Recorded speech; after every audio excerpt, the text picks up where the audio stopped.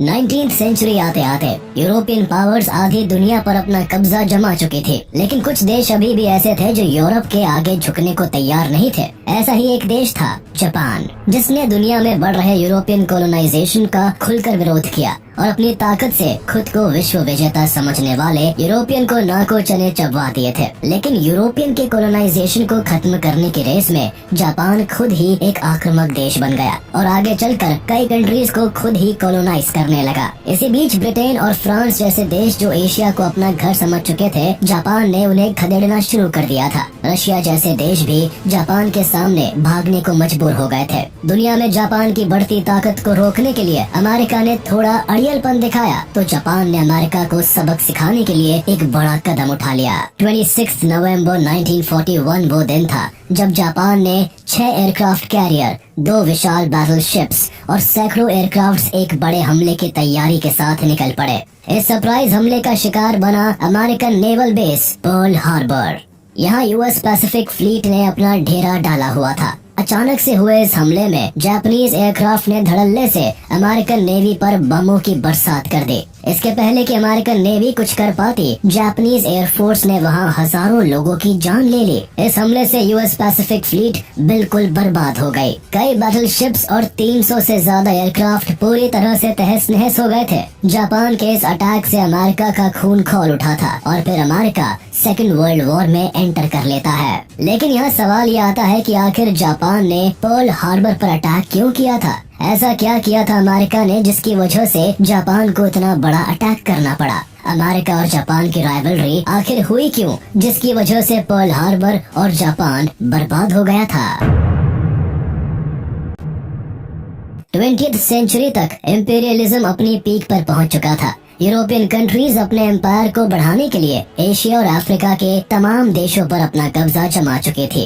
Africa से लेकर Asia तक के कई देशों पर यूरोपियन का राज था। कॉलोनाइज कंट्री से तमाम कीमती रॉ मटेरियल यूरोप भेज दिया जाता था और वहाँ से मैन्युफैक्चर्ड आइटम्स वापस लाकर उसी देश में महंगे दामों में बेचे जाते थे। एक तरफ ब्रिटेन और फ्रांस में इंडस्ट्रियल रेवोल्यूशन बढ़ता जा रहा था, उनकी फाइनेंशियल सिचुएशन लगातार ग्रो कर रही थी, लेकिन दूसरी ओर कॉलोनाइज्ड कंट्रीज की इकोनॉमी दिन पर दिन गिरती जा रही थी। जैसे जैसे कॉलोनाइजेशन बढ़ रहा था, दुनिया भर के देशों में कनेक्टिविटी भी बढ़ रही थी। एक देश में हुए छोटे से इंसिडेंट की खबर भी आसानी के साथ दूसरे देश तक पहुंच जाती थी। इसलिए धीरे धीरे कॉलोनाइज्ड कंट्रीज के लोग अपने राइट्स को लेकर अवेयर होने लगे थे और यही रीजन था कि कई देशों में यूरोपियन कॉलोनाइजर्स के खिलाफ प्रोटेस्ट भी देखे जा रहे थे। एशिया और अफ्रीका के कुछ देश ऐसे भी थे जहाँ ब्रिटेन और फ्रांस अपनी कॉलोनी बनाने में फेल रहे थे। समय रहते उन देशों ने अपनी ताकत बढ़ानी शुरू कर दी थी, क्योंकि वो जानते थे यूरोपियन को जब भी मौका मिलेगा तो वो अपने फायदे के लिए किसी भी हद तक गुजर जाएंगे। सदर्न एशिया में स्थित जापान ऐसा ही एक देश था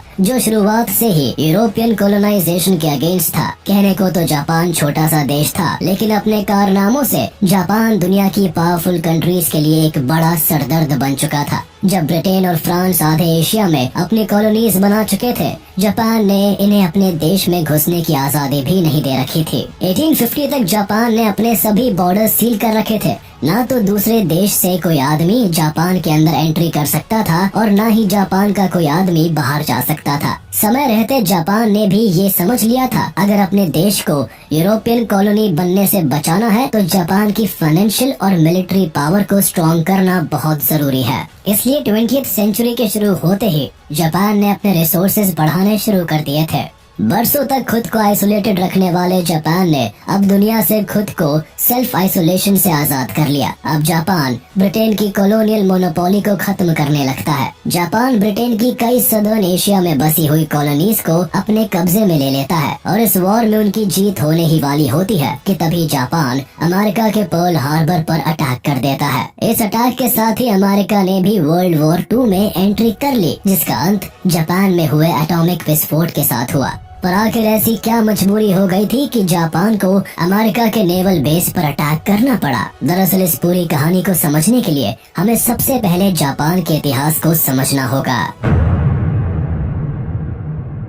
ईयर 1868 तक जापान के हालात भी एशिया के बाकी सभी कंट्रीज के जैसे ही थे। 23 अक्टूबर 1868 को मेiji जापान के नए एम्परर बने।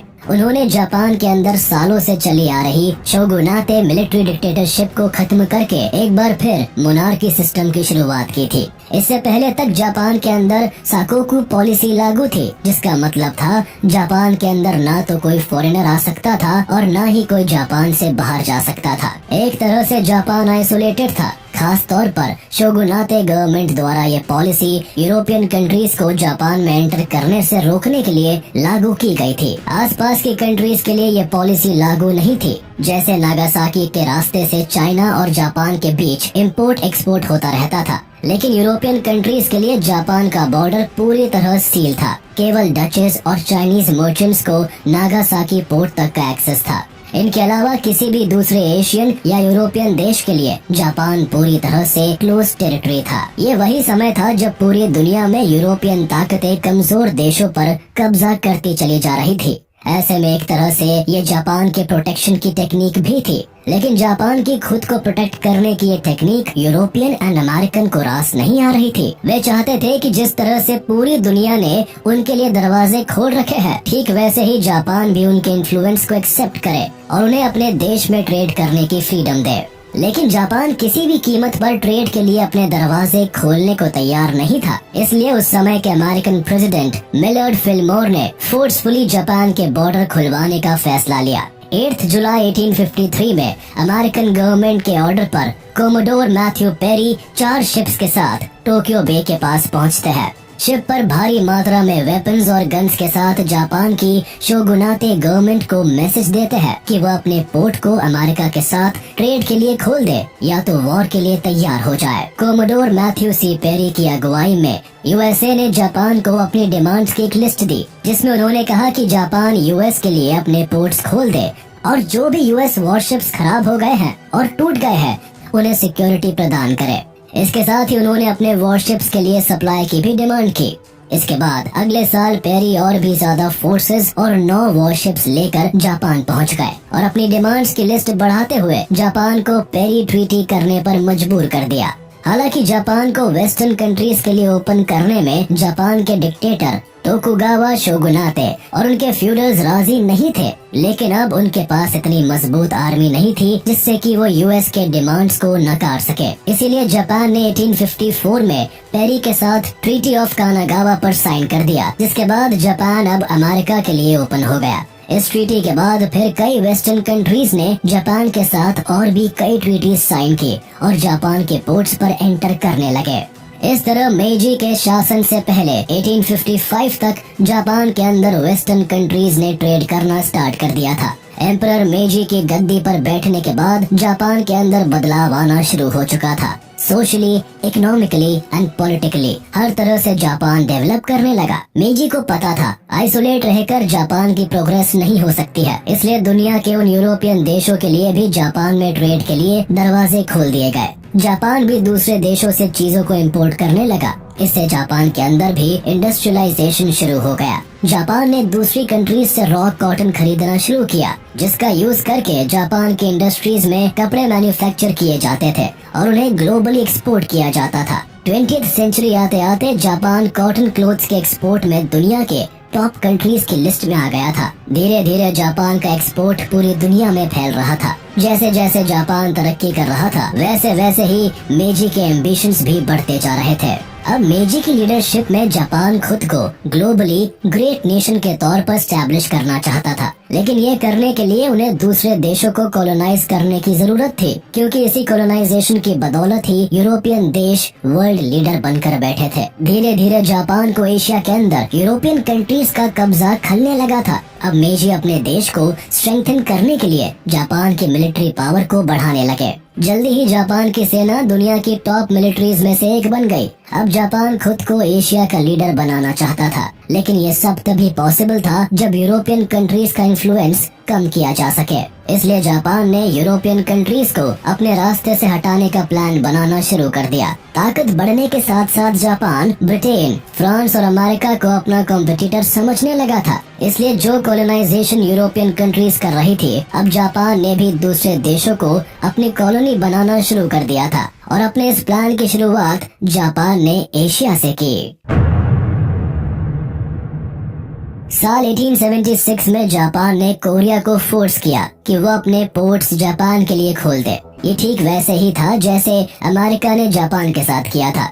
उस समय जापान का कद ग्लोबली इतना बढ़ चुका था कि कोई भी देश जापान से सीधे दुश्मनी नहीं लेना चाहता था, इसलिए मजबूर होकर कोरिया को जापान के लिए दरवाजे खोलने पड़े। इस समय कोरिया चाइना का भी बहुत इम्पोर्टेंट ट्रेड पार्टनर था। नॉर्थ में चाइना के बॉर्डर से लगने वाले कोरिया में ज्यादातर इंपोर्ट एक्सपोर्ट चाइना से हो रहे थे। जापान के एंट्री के बाद चाइना का ट्रेड कम होने लगा था, इसलिए दोनों देशों के बीच कॉन्फ्लिक्ट शुरू हो गए। लेकिन ये कॉन्फ्लिक्ट ज्यादा दिनों तक नहीं चले। जल्द ही दोनों देश समझ चुके थे कि कोरिया में ट्रेड करके प्रॉफिट कमाने के लिए दोनों को एक साथ आना होगा। इसलिए चाइना और जापान ने मिलकर 1885 में एक एग्रीमेंट साइन किया, जिसे तिनसिन कन्वेंशन के नाम से जाना जाता है, जिसके अनुसार दोनों कंट्रीज को कोरिया में ट्रेड करने की छूट मिल गई थी। लेकिन एक शर्त ये भी रखी गई थी कि जापान और चाइना में कोई भी देश कोरिया में अपनी आर्मी भेजकर कोरिया को कंट्रोल करने की कोशिश नहीं करेगा। लेकिन कोरिया में बढ़ते चाइनीज एंड जापानीज इन्फ्लुएंस से कोरिया की जनता परेशान हो गई थी। कोरिया के व्यापारियों को भी जापान और चाइना का इन्फ्लुएंस रास नहीं आ रहा था। वो नहीं चाहते थे कि कोरिया के नेचुरल रिसोर्सेज पर विदेशी हावी हो, इसलिए वो लगातार लिबर्टी की मांग कर रहे थे। कोरियन एम्परर जापान, रशिया और चाइना तीनों के इन्फ्लुएंस से बने थे, इसलिए कोरियन जनता और व्यापारियों की डिमांड का कोई असर नहीं हो रहा था। इसका रिजल्ट ये हुआ कि 1894 में कोरिया की नेशनलिस्टिक जनता अपने एम्परर के खिलाफ भड़क गई। जगह जगह प्रोटेस्ट शुरू हो गए, लोग सड़कों पर आने लगे। जब कोरियन एम्परर इस प्रोटेस्ट को दबाने में फेल हुआ तो उसने अपने घर में बढ़ते वायलेंस को कंट्रोल करने के लिए चाइना से हेल्प मांगी और कोरिया की मदद करने के लिए चाइना ने अपनी आर्मी भेज दी। चाइनीज सैनिकों के कोरिया में एंटर करते ही जापान के साथ हुई वो ट्रीटी भी टूट चुकी थी, जिसमें कहा गया था कि कोई भी देश कोरिया के अंदर अपनी आर्मी नहीं भेजेगा। चाइना की ये हरकत जापान को रास नहीं आई। जापान को लगा कि चाइना कोरिया के इंटरनल मामलों में दखल देकर कोरिया पर अपना इन्फ्लुएंस बढ़ा रहा है। इससे जापान आग बबूला हो गया और चाइना पर अटैक कर दिया। जुलाई 1894 से लेकर अप्रैल 1895 तक चला ये वॉर चाइना और जापान के बीच लड़ा गया पहला वॉर था, जिसे फर्स्ट सीनो जापानीज वॉर के नाम से जाना जाता है। कॉन्फिडेंस से भरी जापानीज आर्मी ने चाइनीज आर्मी के छक्के छुड़ा दिए। चाइनीज एम्परर को मैदान छोड़कर भागना पड़ा। चाइना को ये वॉर बहुत महंगा पड़ा। मजबूर होकर 1895 में चाइना को जापान के साथ एक पीस ट्रीटी साइन करनी पड़ी, जिसे ट्रीटी ऑफ शिमोनोसेकी के नाम से जाना जाता है। इसके तहत वॉर का पूरा लॉस चाइना को झेलना पड़ा और कोरिया के इंडिपेंडेंस को एक्सेप्ट करना पड़ा। जापान को चाइना के अंदर ट्रेड करने की छूट मिल गई। इसके साथ ही चाइना के कब्जे वाला ताइवान और ताइवान के पेस्काडोर्स आइलैंड्स के अलावा मंचूरिया के लियाओडोंग पेनिनसुला जापान को मिल गए। इस तरह से जापान की कॉलोनाइजेशन में एंट्री शुरू हो चुकी थी। चाइना की इन टेरिटरीज पर कब्जा जमाने के बाद जापान ने अपना इन्फ्लुएंस बढ़ाना कम नहीं किया। जापान की नजर धीरे धीरे कोरिया के और हिस्सों पर पड़ रही थी, जहां उस समय रशिया ने अपने पांव जमा रखे थे। ब्रिटेन और फ्रांस के जैसे ही रशियन एम्पायर भी खुद को इंटरनेशनल लेवल पर स्टैब्लिश करने की कोशिश कर रहा था। जापान ने कोरिया और मंचूरिया के इलाकों में अपना ट्रेड बढ़ाना शुरू कर दिया। अब रशिया, जो पहले ही मंचूरिया और कोरिया में ट्रेड कर रहा था, जापान की एंट्री के बाद उसके ट्रेड में कमी आ गई थी। इसलिए कोरिया के अंदर जापान से जो कॉन्फ्लिक्ट चाइना के साथ होते थे, अब रशिया के साथ शुरू हो चुके थे। धीरे धीरे रशिया जापान के रास्ते की रुकावट बनने लगा। मंचूरिया से जापानीज ट्रेडर को भगाया जा रहा था और मंचूरिया पर रशिया के बढ़ते इन्फ्लुएंस को देखकर जापान ने रशिया के साथ ट्रीटी करने में फायदा देखा। 1903 में जापानीज गवर्नमेंट की ओर से रशिया को ऑफर दिया गया कि वह चाहे तो मंचूरिया पर कब्जा कर सकता है, लेकिन कोरिया से पूरी तरह अलग होना पड़ेगा।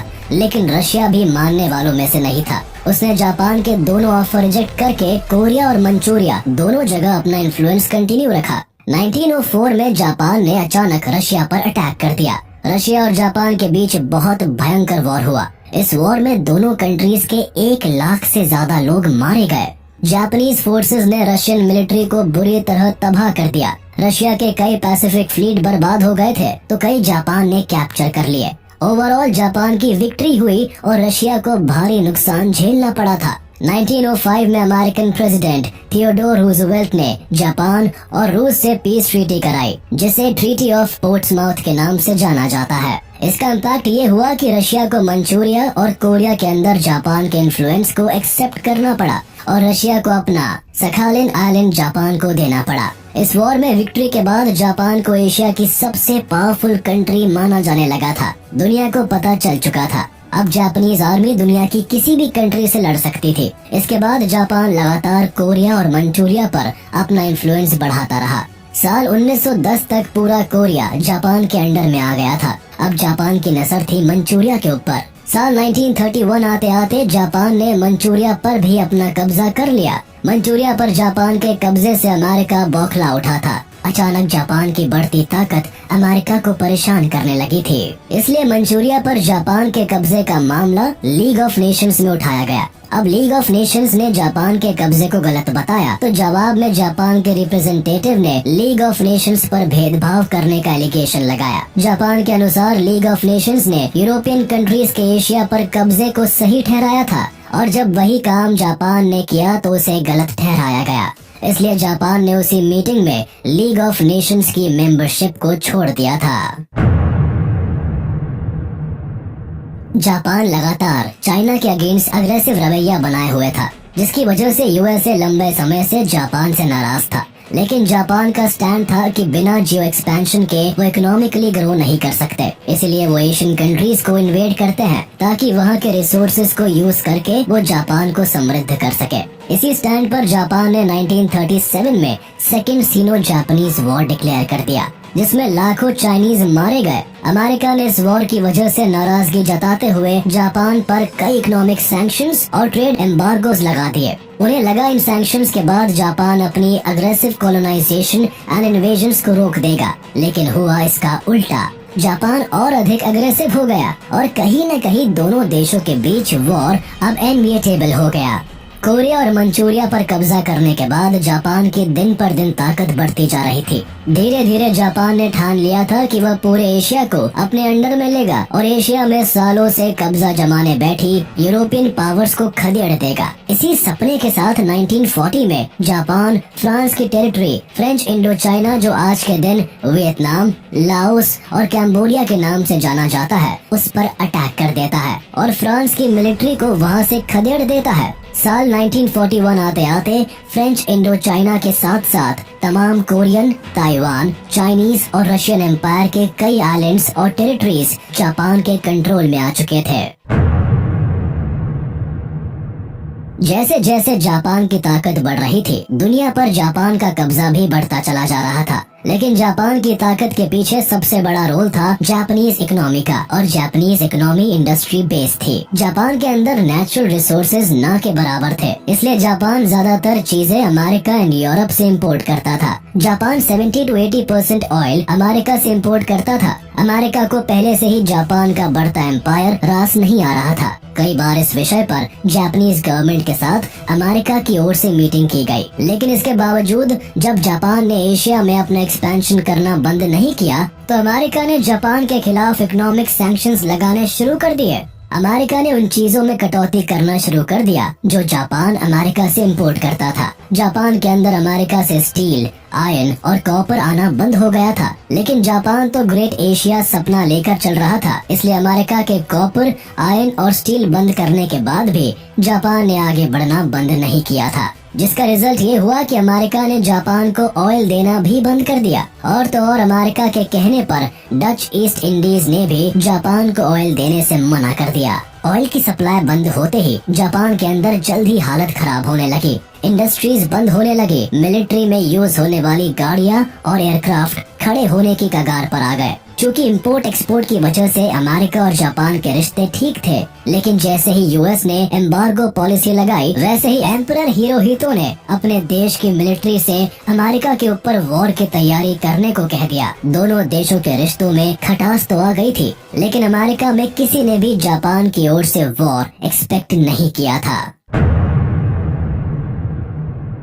जापान पूरी तरह से एशिया पर कब्जा करना चाहता था, लेकिन देश के अंदर अमेरिका के सैंक्शंस ने जापान की कमर तोड़ दी थी। जापान की इकोनॉमी पूरी तरह से ठप हो गई थी। ऐसे में जापान ने एक नई स्ट्रैटेजी बनाई, क्योंकि उस समय सेकेंड वर्ल्ड वॉर भी चल रहा था। यूरोप की ज्यादातर कंट्रीज जर्मनी और इटली के साथ उलझी हुई थी, इसलिए जापान को यूरोपियन कंट्रीज से ज्यादा खतरा नहीं था। सिर्फ अमेरिका ही जापान के लिए सरदर्द बना हुआ था। अमेरिका ही एक ऐसा देश था जो बिना लड़े ही जापान को कमजोर कर रहा था। इसलिए जापान ने अमेरिका को सबक सिखाने की ठान ली। जापान ने प्लान किया कि वो अमेरिका पर अटैक करके अमेरिका की मिलिट्री को पूरी तरह बर्बाद कर देगा और सिंगापुर, फिलीपींस और डच ईस्ट इंडीज जैसे एरियाज पर कब्जा कर लेगा, जहां oil and natural resources available थे। अमेरिका ने अपने ज्यादातर जेट्स, वॉरशिप्स और एयरक्राफ्ट कैरियर हवाई आइलैंड के पोल हार्बर पोर्ट पर लगा रखे थे। यहीं से अमेरिका एशिया और अफ्रीका के देशों पर अपनी नजर रखता था और जरूरत पड़ने पर आसानी के साथ अपनी सेना को किसी भी ऑपरेशन के लिए भेज देता था। इसलिए जापान ने अमेरिका के पर्ल हार्बर पर हमला करने की योजना बनाई। 7 दिसंबर 1941 सुबह 8 बजे से पहले तक सब कुछ सामान्य चल रहा था। यूएस फोर्स के कुछ सैनिक ब्रश कर रहे थे तो कुछ अपनी वाइफ या गर्लफ्रेंड से फोन पर लगे हुए थे, लेकिन उन्हें क्या पता था कुछ ही देर में उन पर कहर टूटने वाला था। वैसे तो उस समय सेकेंड वर्ल्ड वॉर चल रहा था और अमेरिका दबे छिपे एलाइज कंट्रीज की मदद भी कर रहा था, लेकिन अमेरिका को अपने ऊपर अटैक का खतरा ना के बराबर था। लेकिन इसके बावजूद पर्ल हार्बर में commander in chief husband E Kimmel को एक्टिव रहने के इंस्ट्रक्शंस मिल चुके थे, लेकिन ये किसी को भी नहीं पता था कि जापान पर्ल हार्बर को अपना निशाना बनाएगा। हवाई आइलैंड के आसपास पानी काफी कम मात्रा में था, इसलिए ये जापान के लिए एक चैलेंज था, क्योंकि जापान इस अटैक में टॉर्पीडो यूज करने वाला था, जिन्हें सही निशाना लगाने के लिए ज्यादा पानी की जरूरत होती है, क्योंकि ये नीचे गिरने के बाद एक निश्चित गहराई तक जाते हैं। इसलिए जापान ने अपने टॉर्पीडो एक अलग तरीके से डिजाइन किए थे, जिन्हें आसमान से छोड़े जाने के बाद ज्यादा नीचे तक जाने की जरूरत नहीं थी। इधर जापान के 6 एयरक्राफ्ट कैरियर हवाई आइलैंड की तरफ बढ़ते चले जा रहे थे। जापान के मार्शल एडमिरल इज़ोरोकु यामामोटो के प्लान के अकॉर्डिंग जापानीज फोर्स अटैक को 3 वेव्स में अंजाम देने वाली थी। 7 दिसंबर 1941 को सुबह के 7:55 पर जापानीज फोर्सेस पर्ल हार्बर के नजदीक पहुंच चुकी थी। फर्स्ट वेव के कमांडर मित्सुओ फुचिदा ने जापानीज एयरफोर्स के साथ टोरा टोरा नारे के साथ पर्ल हार्बर पर टूट पड़े। सबसे पहले जापानीज एयरफोर्स ने डिसाइड किया कि अमेरिका के एयरक्राफ्ट डिस्ट्रॉय कर दिए जाए, जिससे कोई एयरक्राफ्ट ऊपर से जापानीज फोर्स पर अटैक ना कर पाए। पर्ल हार्बर पर सैकड़ों मिलिट्री एयरक्राफ्ट एक लाइन में खड़े हुए थे। एक झटके में जापानीज एयरफोर्स ने सभी एयरक्राफ्ट एंड एयरफील्ड को डिस्ट्रॉय कर दिया। एयरक्राफ्ट एंड एयरफील्ड डिस्ट्रॉय करने के बाद अब मेन टारगेट बैटलशिप और एयरक्राफ्ट कैरियर था, इसलिए जापानीज एयरफोर्स ने अपना रुख उस तरफ मोड़ लिया। बैटलशिप्स भी एक साथ लाइन में लगे हुए थे। जापानीज एयरक्राफ्ट ने आसमान से टॉर्पीडो और बॉम्ब बरसाना शुरू कर दिया। चारों तरफ तबाही मची हुई थी, लेकिन सबसे ज्यादा नुकसान उस समय हुआ जब एक बॉम्ब अमेरिका की यूएसएस एरिजोना शिप से टकराकर पर्ल हार्बर के उस एरिया में जाकर लगा जहां वेपन्स रखे हुए थे। एम्यूनेशन डिपो में भयंकर एक्सप्लोजन हुआ। देखते ही देखते पूरा एरिया तबाह हो गया था। पहली वेव में ही काफी हद तक पर्ल हार्बर बर्बाद हो चुका था। अटैक करने के बाद जापानीज मिलिट्री ने वापस लौटना शुरू कर दिया था। 1 घंटा 15 मिनट चले इस अटैक में अमेरिका के टोटल 19 शिप बर्बाद हुए थे, जिसमें 8 बैटल शिप्स थे। 300 से ज्यादा एयरक्राफ्ट डिस्ट्रॉय हो गए थे। 2403 लोग मारे गए थे। 1000 से ज्यादा लोग घायल हो गए थे। लेकिन इस अटैक के बाद भी जापान के कंबाइंड फ्लीट के चीफ इज़ोरोकु यामामोटो बहुत खुश नहीं थे, क्योंकि जापानीज सेना एक भी अमेरिकन एयरक्राफ्ट कैरियर डिस्ट्रॉय नहीं कर पाई थी, क्योंकि उस समय अमेरिका के सभी एयरक्राफ्ट कैरियर दूसरी जगहों पर थे। सेकेंड वर्ल्ड वॉर की शुरुआत 1 सितंबर 1939 को हो गई थी, लेकिन इस बार अमेरिका ने अपने आप को न्यूट्रल बना रखा था। अमेरिकन सिविलियंस भी वर्ल्ड वॉर 2 के बीच 2 भागों में बटे हुए थे। हालांकि इस बीच अमेरिका एलाइज कंट्रीज को वेपन सप्लाई कर रहा था। कहने को तो अमेरिका पैसे लेकर इन देशों की मदद करता था, लेकिन अमेरिका का झुकाव भी एलाइज कंट्रीज की ओर ही था। पर्ल हार्बर पर अटैक के बाद अमेरिका आग बबूला हो गया था। वॉर में डायरेक्ट इन्वॉल्वमेंट न होने के बावजूद अपने ऊपर हुए इस अटैक से अमेरिका का खून खौल उठा था, जिस कारण अगले ही दिन प्रेसिडेंट फ्रैंकलिन डी रूजवेल्ट ने जापान के खिलाफ वॉर डिक्लेयर कर दी थी। अमेरिका के वॉर में एंट्री लेने के बाद ब्रिटेन के प्राइम मिनिस्टर विंस्टन चर्चिल ने भी जापान के खिलाफ वॉर डिक्लेयर कर दिया, क्योंकि इससे पहले तक ब्रिटेन केवल जर्मनी और इटली से वॉर लड़ रहा था, जिसके जवाब में 11 दिसंबर 1941 को जर्मनी और इटली ने भी जापान के सपोर्ट में आकर अमेरिका के खिलाफ वॉर डिक्लेयर कर दिया। अमेरिका ने वर्ल्ड वॉर 2 में एंट्री लेते ही वॉर की पूरी डायरेक्शन बदल कर रख दी थी। जो हिटलर पूरे यूरोप को तेजी के साथ कैप्चर करते जा रहा था, वो भी जर्मनी को हारता देख 30 अप्रैल 1945 को सुसाइड कर लेता है। हारती जा रही एलाइज कंट्रीज की वॉर में वापसी हो गई थी। अमेरिका ने तब तक ऑपरेशन बंद नहीं किया था जब तक जापान के हिरोशिमा और नागासाकी पर एटम बॉम्ब डालकर जापान को पूरी तरह डिस्ट्रॉय